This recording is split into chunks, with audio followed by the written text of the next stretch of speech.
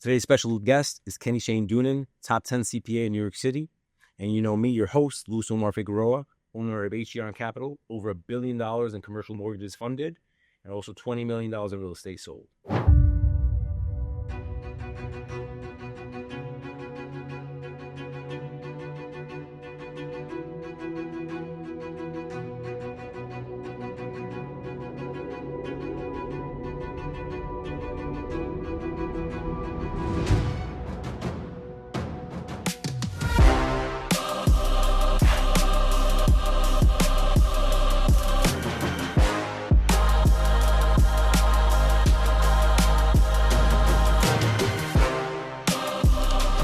What's up, everybody? Another episode of Real with Omar, real people, real stories, and sometimes we talk about real estate. Today's special guest is somebody I met on the basketball court. Yes. But he's also a CPA, rapper, and ball player. Yes. My man, Kennyshane. Welcome to the show, Kenny. Thank you, man. Thank you for having me. I appreciate it. Yo, I love it, man. First off, what's the name of your firm? Mitchell and Doonan. And how long have you been there? We've been at this location for about 10 years. Okay. Where we're at now. And how'd you get into accounting? So my uncle's the one. So my uncle was, my father died when I was young. Okay. So when I was already 10 years old. Okay. Yeah. So his twin brother. Oh, damn. He had a twin. That's crazy. Okay. Exactly. So he always played a big part in trying to raise me. That's dope. Always looking out for me. So he had a tax office that I worked out through high school, through college. And then once he retired, eventually I took it over with my partner. Okay. So he retired. Yeah. Okay. He retired probably, I'd say, around 2017. Okay. So you were coming up on 10 years. So while you were in high school and college, you already knew this is where I'm going? No, not really. Okay. No, my dream was always music. So okay, let's talk about that. Yeah. So what I would do is basically I would go work like 3-4 months, go crazy 7 days a week. Which is the regular accounting thing, right? Exactly. What's your window? It's like February to... I would say it's like Martin Luther King Day. Okay. So around May. That's when it's crazy. Yeah. Okay. Yeah. Which... the weather sucks anyway, so I'm like, all right, make all the money I can right now, right, and then stack up as much as I can, and then throughout my 20s, everything I make, I invest in the music. Okay. So I'm like, all right, all this money that I make, and then just go full-time crazy just doing music. And okay. This is why you're in high school and college? Yes. Okay, so tell me about the music a little bit. What was the dream? What was the goal? What were you trying to do? I mean, hip-hop, right? Yeah. Okay. Yeah, hip-hop. Started making music when I was probably around like 12. Wow. Yeah. And where are you from originally? I'm from a place called Meatball Mountain. No. Nah, it's a joke, inside joke. Everyone looks like Marco over there. Shout out to Marco. But yeah, that's a Marco. It's also called Silver Lake, a.k.a. West Harrison. Oh, West Harrison. To people that don't know, we just say White Plains. Like, where I live now, I actually live in White Plains. I'm in the same zip code as the town that I grew up in. Okay. So it's like right on the border, like literally. So it's a small Italian town. I'm one of the only Irish people that grew up there. So. Okay. So my question has been, like, for me, hip-hop, I grew up with 196 in Jerome, right? So I was around it, right? Right. We didn't even know what was happening when it was happening. We were broke. There was abandoned buildings everywhere and stuff like that. So I'm a little older than you. So just from the essence. I'm from the Bronx. And Webster Avenue, we made it. Yeah. We made that shit happen because we were broke and we had nothing else to do. Right. And we couldn't go to parties. We didn't have no money for this. Right. Play out abandoned buildings on like mattresses on the floor. That's how that's where I come from. So, which is cool. I'm proud of it. It's not who I am now, but it's who I was. Yeah. Exactly. So how does hip hop get to somebody like you where you're up in White Plains? I don't know. I guess that's like right around the time where it was like really growing. Okay. But it was yeah. But what was your first? The question is like, what was your exposure to it? Like, how did you hear about it? Because like hip hop went to Japan. Hip hop went everywhere. Right. So I want to hear the story of what like kind of attached itself to you.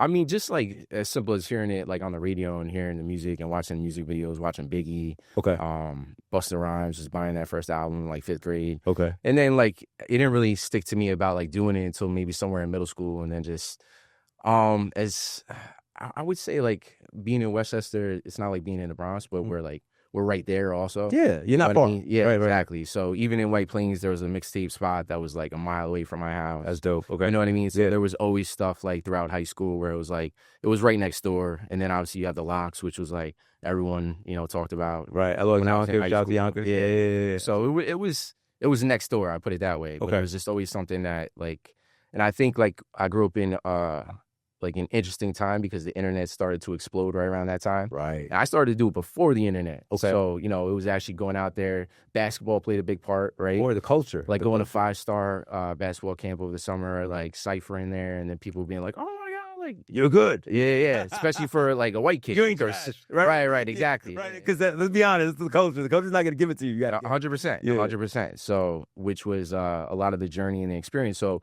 then when the internet started to explode, it was also like, oh wow, like everyone's doing this. You could start seeing everybody, and you could attack it in different ways, and then try to like get your music, across the country, across the world. All right, so what was your thought process when the internet came out? Like, what years are we talking about?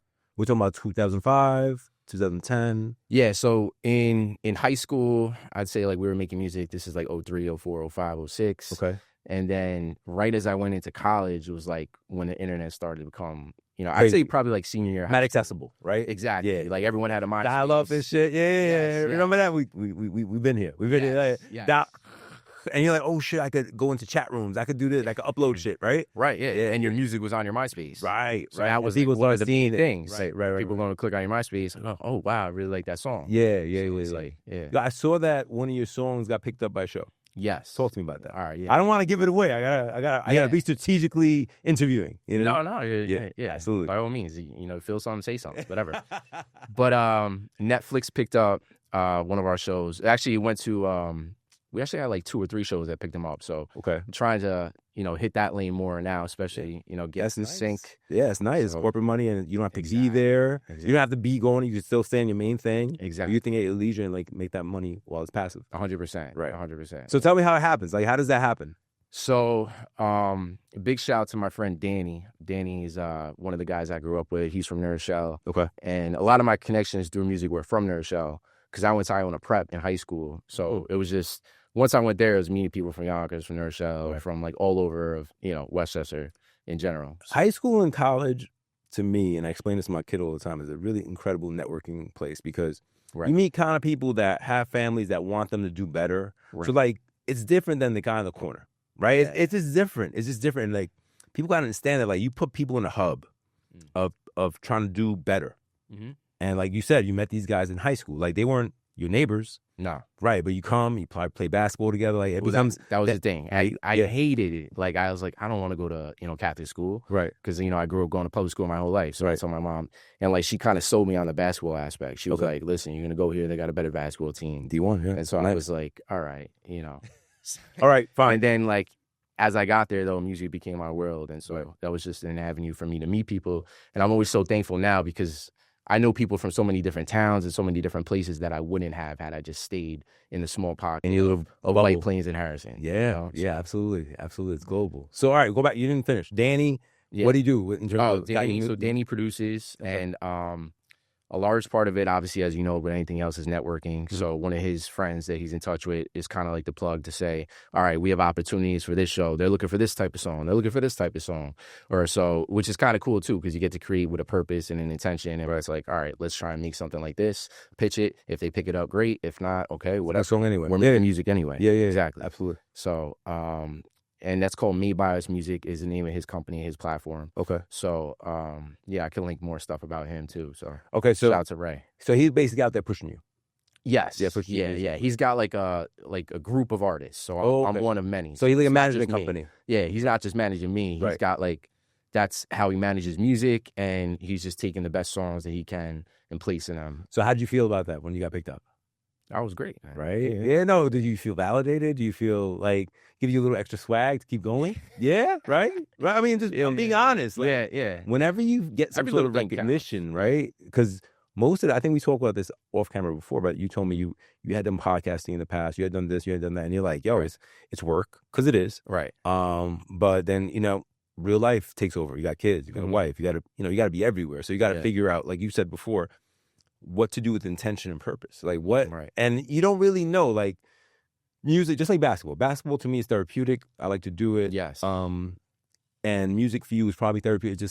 It's a way of expression. Yeah. But I'm sure like you'll have that conversation once in a while with the wife and be like, yo, man, you need to do that. We need to do this. Right. And then, but now you be like, look, something happened, whether it's a big quantifiable tax event, I'm using that because you're an accountant, or not. But look, man, like people fuck with my shit. Like, you know, definitely validating to the wife too. Yeah, like leave me alone. I'm going. You see, yeah. Still doing stuff now. Yeah. I'm still working out here. But it's also important. I touched on this on another podcast I was on, to have the right partner, right? Because they got to understand you, and they got whether they agree or not, right? Because full disclosure, every time I come back from playing basketball, the next day I'm wrecked, right? My body's destroyed. I'm 51. But wife is like, yo, you need that shit. Like, go ahead. She said, I don't want you to, because I don't want you to get hurt. But like, when I came back, my nose was broken. Right. She's like, whatever. What are you doing there? Yeah, why are you doing that? Just stop. I'm like, nah, because there's something about competition. Yes. Right? Yes. Speak about that.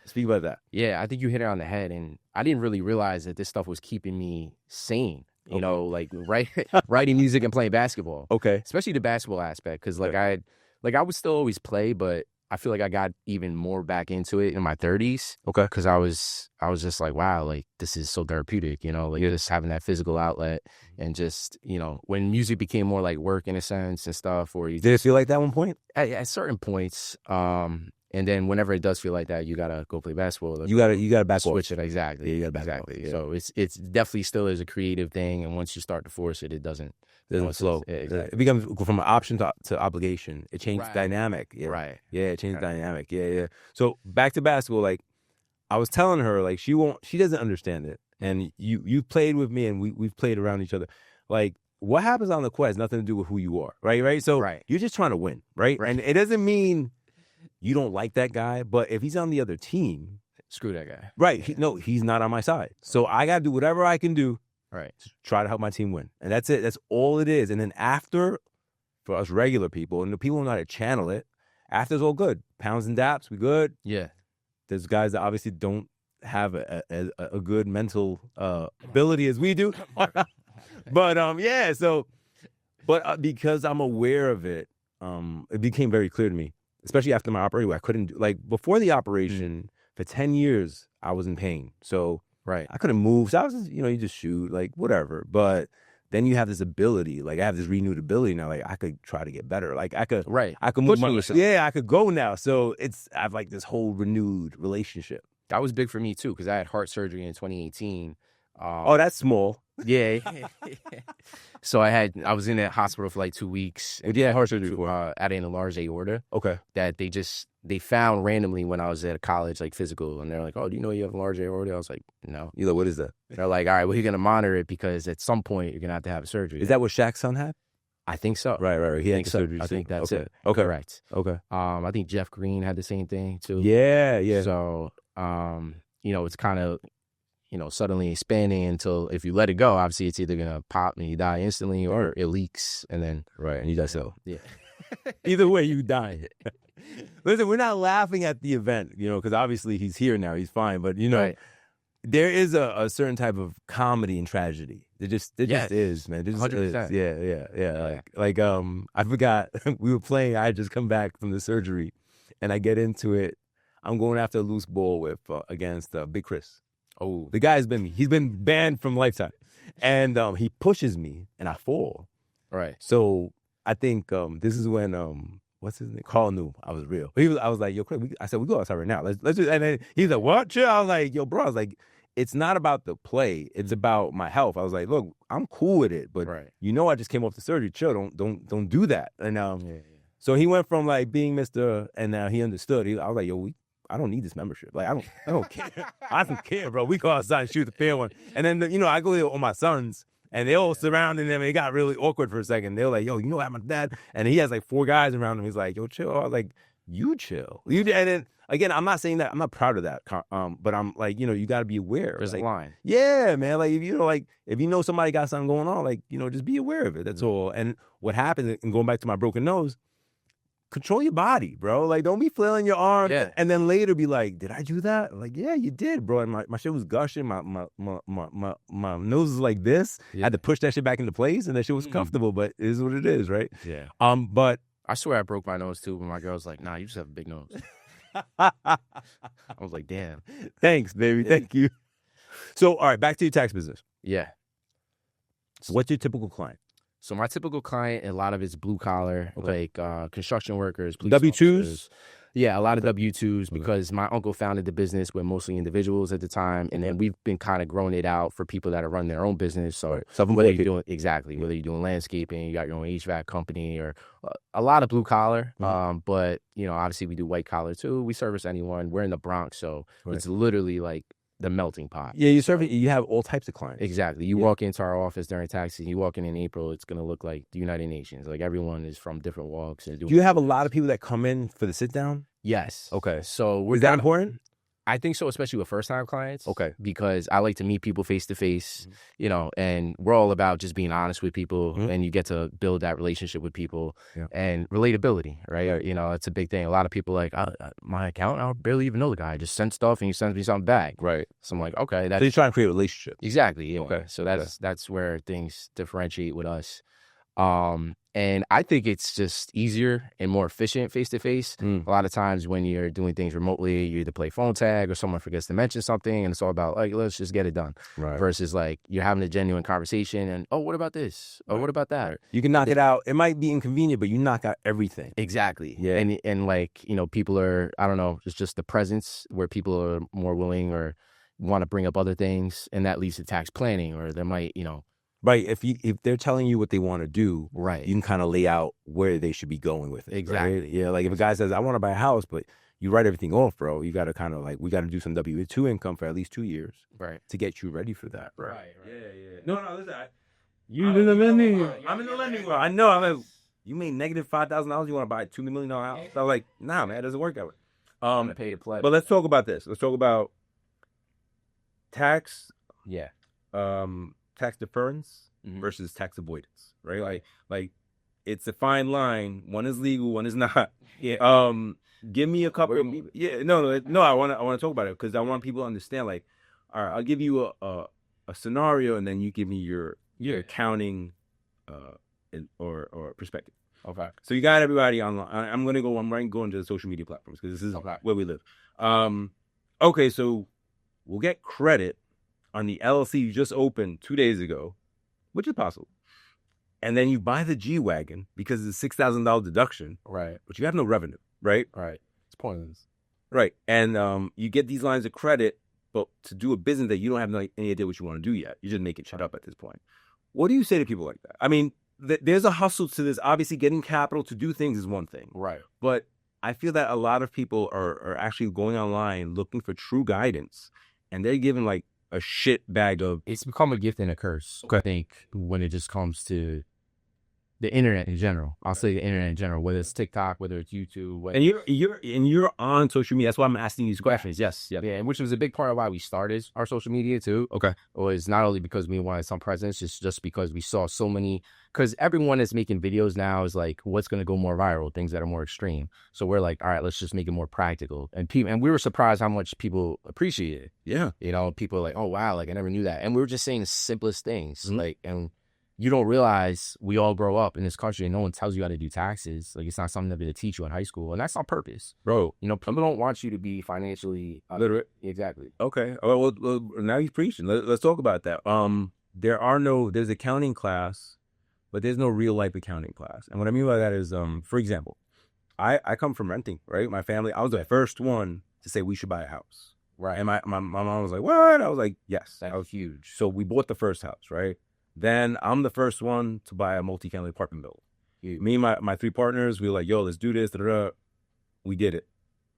Get a lot of depreciation write-offs on that one. Right. Why do I care about depreciation? And you can chime in whenever. Yeah. Why do I care about depreciation? Because in real estate and lending, all my money is verifiable. All the money, there's no cash. There's everything's wire and 1099. And I have to find a way to shelter these things, right? Right. And the reason I'm telling you this is that you can talk to people and be like, look, if you have massive income, not taxed income, not W-2 income, but regular, just, I don't know what the right term for it. Maybe you can help me. Based on transactional income. That's what I call my business transactional. It's transactional. Every deal I get paid. That's it. I don't get paid a hourly wage. I don't get paid any of that. I just get paid when we close. That's it. Right. I get paid upon success. That's what I tell my clients. If we succeed, I get paid. If we don't, hey, we can take it.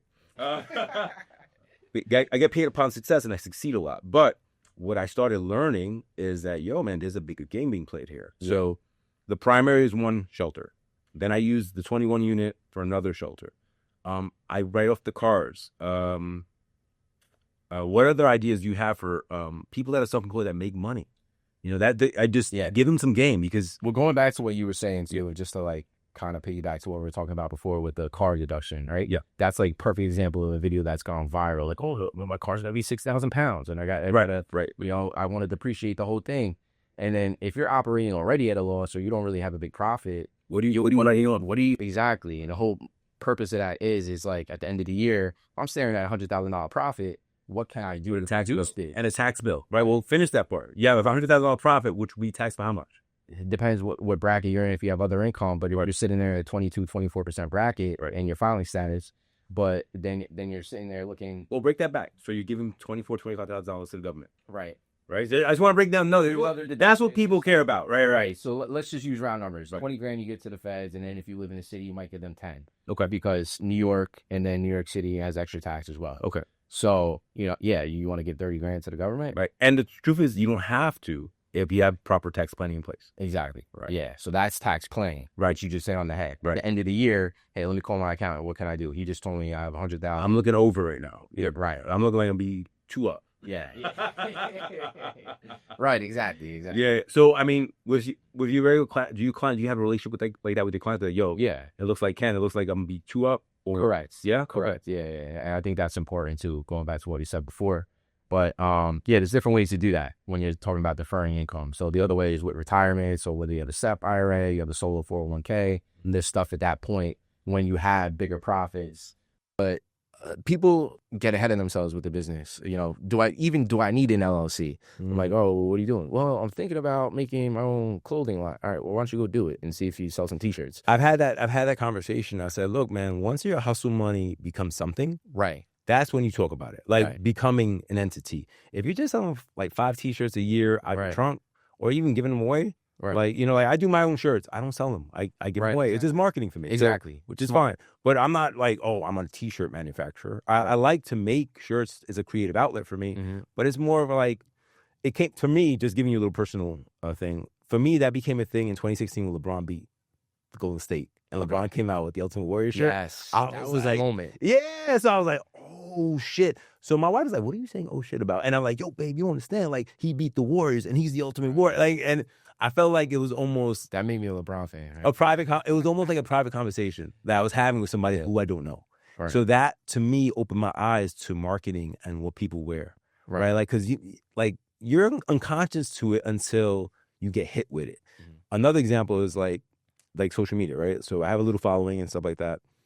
I didn't understand how powerful this was until one day I went to Barclays and I went to Jalen Rose. Mm. Now, Jalen Rose doesn't know me, right? But I saw him and I felt like I knew him. Why? Because I watched SportsCenter every morning and he was on. Yes. Right? There's this connection with 100%. People that you see all the time. Yeah. So I'm like screaming, yo, Jalen. And my son's like, really, Dad? I was like, yeah, shut up. And I was like, yo, can we take this picture? But again. That's big. Well, again. That's a real thing. Too. That became an eye opener for me. I was like, yo, I have to do this. Because if my clients become like that and people that don't know me want to become my clients, right, that's how they're going to feel. Because I actually experienced it. It's real. You feel it. I feel like when I go to events, if I go to like Tony's events and stuff, and those events are always funny for me because like that's when worlds collide. So what do you mean?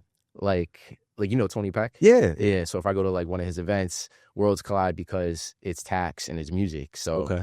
And then someone will be like in a suit and be like, oh, I love that video you did. I'm like, oh, what, the tax one? They're like, no, like that rap video you put up. That's the best. And then someone else like dressed like in street clothes will come up and be like, oh, I love that video. I'm like, oh, what song? They're like, no, like that about the taxes and how. Awesome. And so you don't know who's coming at you for what. Yeah. But people feel like they kind of know you a little bit and they have this connection. And they resonate with you, right? Exactly. Right. Exactly. Yeah. They feel like they know you a little bit, so it's already. Yeah. Listen, I had a conversation about that. Yeah, I posted the video yesterday. I was telling you what content does. Basically, they're getting to know you without ever speaking to you. Exactly. Right. Yeah. Exactly. Yeah. And in this world of voyeurism, because that's where we're at. Everybody's just watching. Nobody's really talking. Right. Everybody's just. I mean, I've had people come, yo, how's Maggie? I'm like, how's you know my wife? Right. Like, and then I'm thinking about like, oh, she's been in videos lately, right? Yes. So I gotta put that together, and or they know you. Yo, Isaiah, your son, 21-year-old, he went to. Or my 25, he went to NYU. I'm like, how does he know? But because they're watching. Yes. And it's personal because you don't realize you're talking about just your life. Yes. So people are picking up on it. Yes. It's big time with music because certain songs will be super personal. Right. And now this person knows like my life. Parts of my life. Right. Like, a part of my life that I went through. Yeah. That I was feeling at the second. Right. So go back to Tony Peck. You are you a member of the Circle? Yes. Okay, so what is the circle? I'll just give him some love because I know Tony. Yeah, Tony. Tony actually he connected me with these guys. Really? Yeah. See? I'll tell you that That's the power story. of Tony right yeah, there. yeah, I'll tell you the story. Yeah, Tony's a beast. Shout out to Tony. So I think when Tony made the circle, that was like one of his genius moves or like aha moments where it was like, how do I take what I'm doing online and make it tangible in real life? And because that's what he is. He's a middleman. Mm-hmm. Like he just connected you with these people. Mm-hmm. And he found a way to make his power, his superpower, to monetize it. Right. But so the circle is a group where there's different memberships now, I believe. But if you want the basic membership, you pay like a monthly fee, and then you get to go to all his events that he does. And you're meeting people like me. You're meeting people like you're meeting people that run their own businesses or people that are just out there networking. Like-minded people, right? Exactly. Yeah. Have you met some good people there? Yeah, 100%. Yeah. A lot of clients. I try to make this year. I made the commitment to going to events that are 5 to 10 miles from me. Right. Because I used to get pulled to Brooklyn. It would take an hour and a half to get there. It was like, yo, it takes me. That's one of the things I don't miss about music. Yeah, you spend 2 hours getting somewhere. You spend 40 minutes Tuesday night.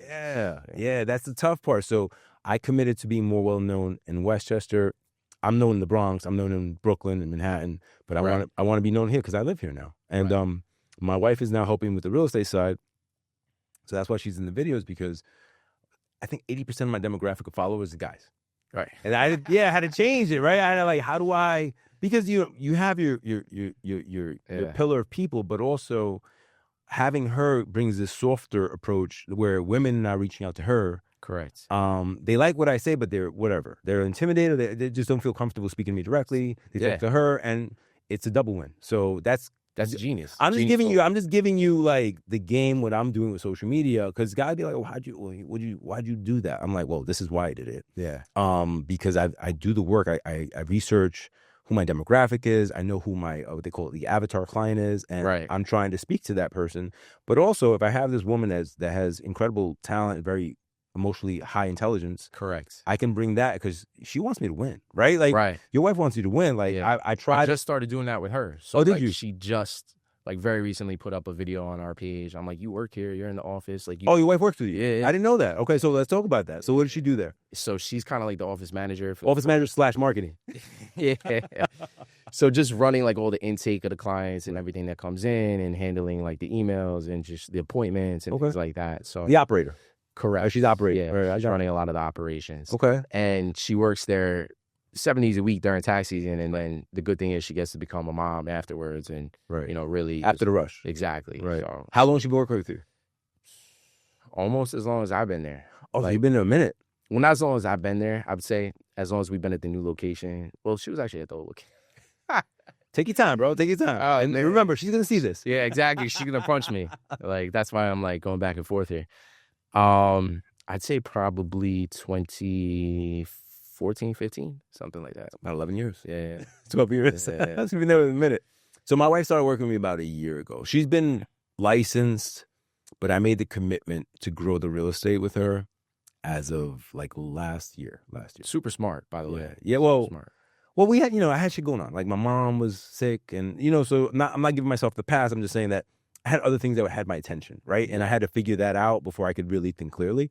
And all those things kind of worked themselves out. And so I looked at her, and she was like, yo, I want to do this. But in my defense, I didn't want to feel like I was selling her. Like, yo, you should do this. Like, I was like, if you want to do this, it'd be helpful. And then she, I think she called me a couple of times where I was kind of like overwhelmed with just trying to do too much. So she was like, I'm going to help you. Right? It had to be that. It had to be her closing it. It couldn't be me telling her. It had to be her. I'm going to help you. And I was like, bet. And I know exactly where you feel me? Yeah. So it's working out. It's working out. So now we got to kind of figure out, and and I talk about this freely because we talk about it in real life all the time. I was like, we're just working out the dynamics of me being the CEO. The balance. And then at home, I'm the husband. Like, there's different voices. And it's tough. Yeah, I'm learning. And she is too. She's like, okay, and I don't agree with that. I was like, all right, cool, let's talk about that. And it's hard because I run my own show for so long.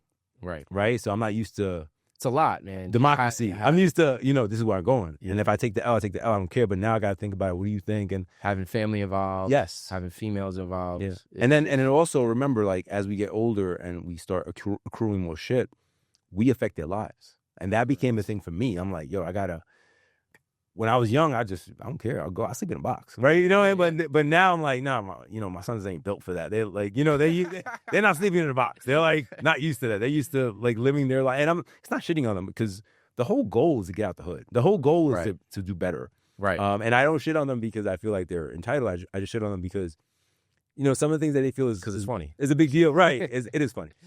Sometimes they feel it's a big deal, and I try to give them perspective. Like, yo, a big deal is not knowing if you're gonna eat tomorrow. This ain't nothing, bro. Like, right.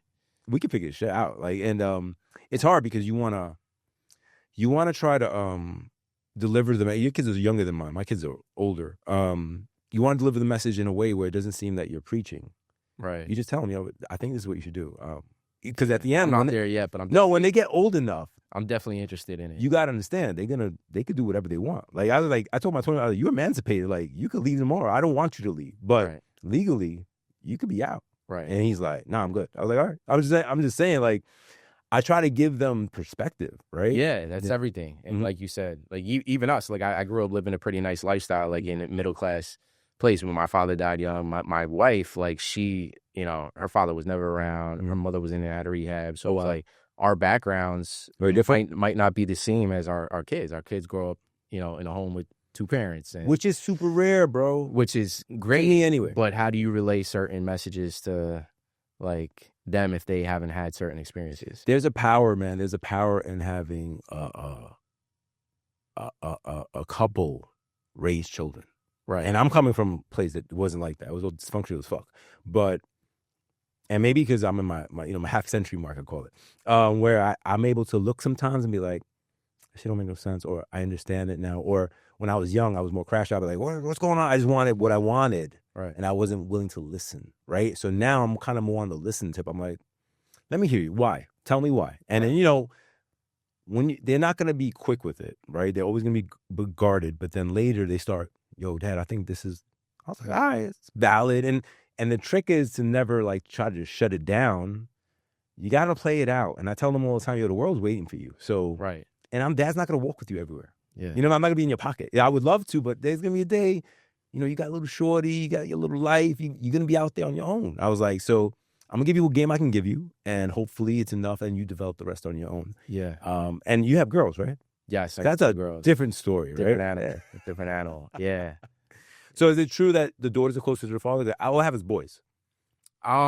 Yes. Okay. I would say that like she's about to be 5. She was like all daddy. Up until I'd say like probably like 3-4 months ago, she went like hardcore mommy. But now like in the past like 2-3 weeks, she's coming back. Not that you noticed. Yeah. No, but I don't know. We're still young into it, and our youngest is like 1.5. She'll be 2 in May. So babies. She just loves whoever's gonna love her, grandma, daddy, mommy. So. And you've been with your wife for how long? 10 years. 10 years, and then you started having kids. Now, like halfway, right? Like yeah, that's crazy. Pretty much, yeah. Like going back to the heart surgery and stuff. After that, when I turned 30, I was like, yeah, I know I want kids. I know like life is more than me. Right. I've been chasing all these things for myself, like chasing to try and make money. I finally done it. Like coincidentally, I finally started to do that because I think my uncle had retired like the year before that, and like I finally had like made some real money for the first time. Right. Like finally had made 6 figures for the first time. Right. And then I'm like, music. Like I'd done a lot in myself. Like I've proven to myself how I can do certain things or be goal oriented, but I'm like, this is more than just me. Like life, if I died right now, we're not leaving. What is it? What's the legacy? Yeah, I got you. It was, I made some cool songs. I might have, went on, hung out with a few guys. Yeah, we on tour. Yeah. You know what I mean? I had my moments, but I proved a lot to myself. But it's got to be more than myself. Yeah. So, was your wife ready to be married before you? We're still engaged technically, so we're talking about getting married this year. Funny enough, but I don't think she was not one of these girls that was like, hey, I want a kid, my biological clock is ticking. Yeah. She wasn't on that at all. And I think it was during COVID it just kind of happened. So yeah, there's nothing else to do. You were home all day. You know what else is there? Exactly. Yeah, So, but yeah. Yeah, no, I've been with my wife about 24 years. And she had kicked it to me one time. We went on the advanced model. We were living together quick. Right. For whatever reason. And she was hitting me with my friends asked me, what you are. My baby's father, my boyfriend. I'm like, I had bought her, she had a ring. She was wearing the band already. Because I was like, you might wear like It's always about their friends. I come home there. I come home to you like the perception of the outer world. Right. So I was like, let's get married. So we got married. Did things change a little bit? Maybe. I think That's a great question. For the good. The good part is this. The good part is she felt more secure. And for women, that's a really big deal. Yeah. Being secure is a big deal over everything. Like, I don't need, like, she'll tell me, I don't need the coolant in, because I told her maybe eventually we don't need that. Right. As long as we're good, I don't care. Right. And that's a very different perspective than me, because since I come from very low means, I've always had high aspirations. Like, I was like, I got to go for the top. Like, even if I don't make it, right, I'm going for the top, right? So it's a good counterbalance. Sometimes it could be frustrating because we look at the world differently. But you and your wife, you talking about? Yeah, right. Yeah. We just end up. I hear her. Before, when I was younger, I wasn't hearing nobody. I was like, yo, you keep talking. But that made you who you are, though. At the same time, like, like you needed to be like I told her that. I was a lot like that, and because people could tell me anything. You following your path. All right. Following your path. All right, Ma. The hard part would have been this. The hard part would, and I told her this a couple of times. We've had like real discussions, right? We're talking about real discussions with your other half. I was like, listen, if I didn't follow my path, I would have regretted it or eventually resented you, because I would have been like, yo, because of you. I was like, I said, I love you, but I got to go down this path. 100%. I would love you to be there. Right. And it's not like I don't care, but I was like, yo, I'm going. So either you wit or and it's, right.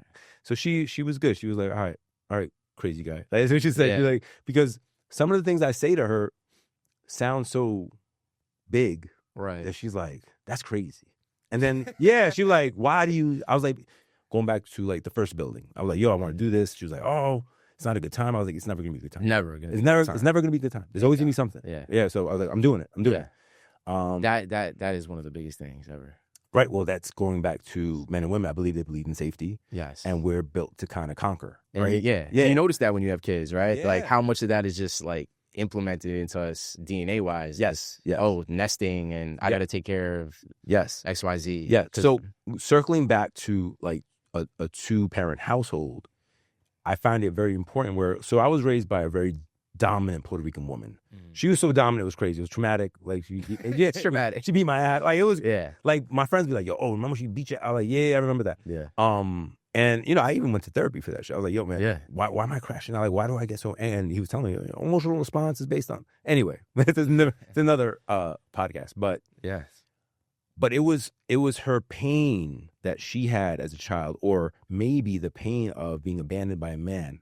That's what deep. Yeah, that's what it came from. And she just didn't want me to be that man, right? Correct. Understood. So now I have these 3 young boys. One is from a previous marriage where it was so dysfunctional at a point that I had to take a break. I told him we can't talk. I was like, unless we sit down man to man. Right.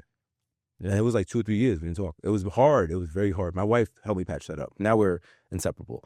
My 25-year-old is my stepson. So I've always played my position, but thank God he took a lot of stuff from me. Right. And, he has a relationship with his father, but I see a lot of me in him. And then my youngest, who had all the exposure and has the super strong DNA from both parents, which is the ultimate litmus test, where I'm like, listen, sometimes I crash out. Sometimes I'm like, yo, what the fuck is going on? Like, what are we talking about right now? Right? Yeah. And that happened like 2 days ago. So like, I'm like, I'm trying to, I try to talk to him, like I tell him all the time as an adult. Right. But sometimes you take it away from me. I'm like, yo, bro, like if you acting like a little kid, I got to treat you like a little kid. I was like, you can't be a man sometimes. Right. I was like, you want to be a man? It's a good line. You got to do it all the time. So it means doing the hard shit. You could get the cool shit, but you got to do the shit. And he's like, oh, again, going back to convenience. It was like, yo, options become obligation change. I was like, yo, this is your job. Dropping lines right now. Yo, bars. Options, obligations. So Oh, I have a bar real quick because it was before the podcast started. If you're complaining about something that is not good in your life, just fucking change it. All right, stop complaining and just change it. Nobody wants to listen to you anyway. That's a clip. Yeah. So, but it's hard because again, I have to learn to approach them in a way they'll receive the message because they're not from where I'm from. And that's become a constant theme. Like, he'll be like, Dad, like, you talking about, I don't know what that is. Like, he's like, I was like, yo, when I grew up, I was like, we used to get robbed. Like, they would take your sneakers off, put a gun in your face, and you'd have to wake up the next day and walk around like nothing happened. Like, here, if somebody talks to you weird, you have both your parents, involved. You know what I mean? Like, in school, professors used to, like, I went to NYU, they were very condescending, especially to Spanish. We weren't big out there, right? So Spanish people, like, you felt like you didn't belong in the beginning. You had to work double hard just to feel like you belonged in a room. Here, now, he's at our owner. He's like, yo, man, like, they're teaching me entrepreneurship. And I start laughing. I'm like, what they teaching you? Like, is he have a business? He goes, no. I was like, what did he teach you? Right. So, it's hard, but it becomes that, like, I don't, like, again, I have to figure out my message and also not just take my shit and kind of dump, right? Yeah. That becomes the thing, not dumping our shit on them. Yeah. I'm going to need to do this pod in like 10 years from now. Yeah. Speaking about my kids. Well, besides that, you started your business is successful. What could you give the audience about taxes that you feel that are some fallacies that are out there right now? I would say just like gearing back to what you said before, is just double check everything that you're seeing online. I think it's good because it's starting a conversation that people might not have had, or like you might not have thought about it. Right. Like it might not even have been like a blip in your mind, but now all of a sudden, like you see things online and you see like bounce it off a credible source, and even just be careful with like ChatGPT. Like even like my partner was using it. He's like, oh, use it. I was like, I don't really want to use it. And then like I started using it and it does have like a lot of cool things. But then even yesterday, I'm like, no, wait, this doesn't sound right. Oh, no, you're right. Whoa. Yeah. And I'm like, whoa, this. It's just data. Yeah. It's just data with no verification. So that becomes the tough part. So if you don't have that frame of reference, it's like there's so much information. We're overloaded with information, which can be a good thing, but just make sure you're bouncing off a credible source. I think you hit it on the head. Verify your source. Right. Like, where are you getting it? It's cool. It's almost like saying, yo, there's really unsuccessful guys teaching me how to be successful. Well, he's not really successful. How does he teach you something he didn't do, right? Yeah. I also want to ask you this question because I told you I was going to ask you. The big, beautiful bill. Yes. Who does it benefit? I think it's going to benefit a lot of people in our area that are actually like, general, like middle class, hardworking people. Break it down. Tell me why. The salt cap is going to be the biggest thing. That's what everyone hated, me included, like in our area specifically, New York, New Jersey, Connecticut, because a lot of people around here pay real estate taxes that are 10 grand and above. But people always think it's only real estate taxes. It's also the tax that you pay to the state while you're working. So if you're, a cop or whoever you are, a firefighter, and then you paid to New York City while you were working, you paid $9 grand to them throughout the year. And now you pay 10 grand in real estate taxes. You had $19,000 of the deduction that got capped at 10. So now you're going to get that full 19 back. So you get your full mortgage interest and whatever taxes you pay to the state. It's just, so it's state and local taxes. That's the acronym for SALT. Okay. So especially with people that pay a lot in Westchester, right? Westchester County, you pay 25 grand in real estate and you might pay another 10 in income tax. Right. So now it's $35,000. You're going to get that full 35, whereas that used to get capped at 10. Well, educate me. Was the mortgage interest deductible before? The mortgage interest you could always deduct. What was it that was taken with PMI? Yes. That was something that was taken out, right? PMI was not deductible. It's still not deductible. Correct. All right. So FHA loans, MIP, MIP, not deductible. Just FYI. Just, I want to try to make it valuable to people that, they're getting pushed into all these financial products. And I'm not hating. You get in how you get in. I believe that. Like, there's no other way. You got 3.5%. You got to do a 50-year loan. But if you have 20%. Right. Well, usually you can do what's called a reforecast of a loan. You can pay 20% in. What I'm saying is that, people have life events where they get certain chunks of money. It's not like they wake up. Right. And they have to, especially W-2 people. But like, they're asking me like, Omar, so far away. I'm like, yo, man, 3.5%, 5% is not that hard. Right. All right. Stop going out to eat every week. Like, yeah. Like, go, Big. Go with it. I got my house after COVID, and just off of that, I realized I was like, oh my God, we didn't go out this year. Look how much more money I have. This is crazy. Okay. Yeah. You didn't become an alcoholic or anything, though, yeah? Because a lot of my friends did. No, I was still working through it. That's right. So essential. Yeah, I was essential. Okay. I miss going down the Bronx River every day, man. Nobody on it. Yeah, Oh my. yeah. That was I was essential too until wifey called me one time. She was at the supermarket and they had the lines. Yeah. And she felt like it was like a movie. Like she got really scared. Okay. So I said, I gotta be at home more because Yeah. I didn't want to just leave her there. Like that's what I felt I was doing. I was like, I Right. felt like survivor's remorse. Like I still work, you don't. But 100%. Yeah. Because you don't realize people that were still working every day. We didn't realize what other people were going through, like losing it. Yeah. Right. Yeah. Because I'm waking up every day. I'm still going to work, and that happened until You had your July. routine. Because they extended the season that year. Right. So I'm working tax season through July. Right. You know, and by that time, July, everyone had come back outside and was losing their mind. But you know, it's just, I'm like, what's going on? Like, Right. you know, I did have like a week where I caught COVID early on, and I was in, and I was like, yo, this stuff definitely isn't good for people. I got to get back to work. You know, I spoke to different people, and you don't really know how people are going through it. Like, I remember one of my friends was like, "Yo, it's either my son goes to school or I work because there's one laptop." wow. I'm like, wow, like people going through shit. Like that was like what? I was like, okay, or you're living in a 1-bedroom. It didn't bother you. I can't believe that. It didn't bother you because you were always at With a work. lot of divorces and all that. Yeah, you were always at work, so it didn't matter. Like, Right. I just need a place to sleep. Need that separation. Yeah. Right, but then now we're home all day, Right. and there's no space, and there's this, and there's that, and there's I mean, the ultra high net worth, they weren't affected. They just bought. No, right. Everyone went to Florida. Everyone, Greenwich got bought up. Right. Like houses upstate. yeah, everybody went. The Latino revolution happened in Connecticut because that's all they could afford, right? So they all went to Connecticut, bro. Everybody went to Connecticut, and that was just what it was. The interest rates were so low. Yeah. The stimmy money was everywhere. People were misusing it. It's just what it is, and people were buying shit. So, as a race, we're resourceful, Right. Because people, they're not gonna just sit down and die. They're gonna figure that shit out. They're gonna be like, "Yo, what can we do? How we can do this?"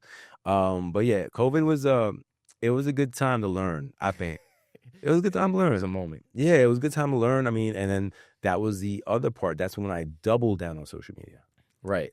Once I would see my kids on their phone all day. Same. Yeah, so I was like going hard that year. Yeah, I was like, yo, I got to do this. I gotta get in front of more eyeballs and stuff like that. So yeah, I mean, again, be resourceful, not lack of resources. But we keep going. I'm gonna cap us. Where can people get you? For any tax questions, Sure. Any hip hop questions or basketball questions. Look at that camera when you talk. Okay, so you can go to Mitchell and Doonan on Instagram. So my partner's last name is Mitchell, and then it's A-N-D, and my last name is Doonan, D-O-O-N-A-N. So it's Mitchell and Doonan on Instagram, and then for music, if you're interested, it's Kenny Shane. So Kenny's my government name. And I was adopted, so I didn't know that. That was That's another podcast. Well, yeah. Go into that. Yeah. Shane, you were adopted by your uncle? No. I was adopted just from my parents. So I didn't know that. Yeah, from my parents. Bro, that's a big thing. Yeah. Yeah, so that always gives you perspective. Like I could have been anywhere. I could have wound up anywhere. Yeah. So, but they were Irish. yes. Okay. They were Irish. Yeah. They were like 21, 22, and Oh, they were young. from Ireland. So like one of 11 and one of 6. So Irish Catholic. Right. Right. And And then obviously thank God put me up for adoption. So I'm here. can I ask you a question? What did your dad die from? Car accident. Oh, okay. So it was like tragic. Yeah. Okay. It wasn't. I mean, there's two ways to look at that, bro. I lost my mom after 8 years, right? And I watched it, and I stood there. I suffered with her. So there's that. Yeah. Or you've been fast. Either way, it hurts. Right. But choose your hurt. Exactly. Like, yeah, because I don't know if I felt. I say that too. My mom said that too at that time. She was like, honestly, good thing it was quick. And Yeah. I look at it the way, because I always look for the positive in everything. right. I told my wife this. I said, look, I said everything I could say to her. Right. Like I told her, like everything I ever thought, I was able to tell her. I took care of her with That's grace. true. Yeah, I took care of her something grace. to get. Yeah, so like The flip side of it. right. That's the way I looked at it, because I would visit her every Sunday. I mean, listen, man, that's another podcast, but Yeah. you got to look at it that way, because if not, you're gonna fucking end up, like basically wearing yourself out over nothing, bro. Like, look, 100%. Pops went. All right. He didn't suffer. It was all. I mean, you miss him. Right. Talk to him when you can. Whenever you put the sunroof open, you talk to him. Yeah. Just like my man, right? Yeah, that's a bar. That's a bar. Yeah. That's a bar. You got a lot of bars on Yeah. this pod. No, that was from Clips. That's the line from the Clips, and I was like, that's when I was love. I had struggled. And we're gonna keep going. I know we ended, but we're not. Hip hop had like I don't know. I kind of felt disattached for a minute. Like I don't know what these niggas are saying. Like Yeah. jumble rap. I don't know what that is. I don't even know what drill rap is. Like Yeah, you know what I'm saying? same. Right. So I'm like, all right. But then Joe dropped an album, Bleak dropped an album, Clips dropped an album, Right. and I felt like, oh, I remember now. Yeah. I remember now. And yeah, it's the culture, man. Like music and movies and all that represent different times in your life. Correct. And they help you hold on. Correct. Right? Yeah. All right, so I had a question, last one, and then we'll let you go. Favorite movie? All time, Shawshank Redemption. Oh shit, that's dark. Yeah, you know when I started making my top 10, I'm like, wow, this is all dark. Like this is Road to Perdition, Man on Fire. I'm like, why do these all have a theme? Why does it resonate with me? Yeah, Life with Eddie Murphy. I'm like, it's a comedy, but it's dark. Okay. I'm like, this is not good. Okay, Shawshank Redemption. Favorite song? Hip hop. It could be 5 or 1. You're just gonna laugh at me because it's gonna be the same theme. Life's a bitch. Oz and Easy. Okay. Favorite book? Probably either Think and Grow Rich or A great book. Napoleon Hill. How to Win Friends Top and that. Influence People. I don't know. That's a great either book. one of those two. When did you read those books? My uncle made me read How to Win Friends and Influence People when I was like probably 18, 19. I fuck with you. He was like, if you don't read this, you're not working, like type of thing. So everyone that I hire has to read this book. I like that. So that was like his Bible. He lived off of that, which was good. So your uncle had a pretty powerful influence on you. Oh, huge. Yeah. That's dope, Yeah, man. That's huge. dope. Yeah, it's I mean, listen, the people we're around Right. help become who the people we are. Like, I was never around super positive people because my stepfathers, they were dark motherfuckers. But I always extracted the positivity out of anything. I remember one time I'm working at a restaurant and they're not talking to me. They're talking to a friend of mine who works there. He's like, nah, Omar, like my friend at the time was a career restaurant guy. That's what he was going to do, which is cool. And he was telling the owner, yo, you think Omar will be doing this? He's like, nah, I don't see. I see Omar using his brain. And he wasn't telling me that.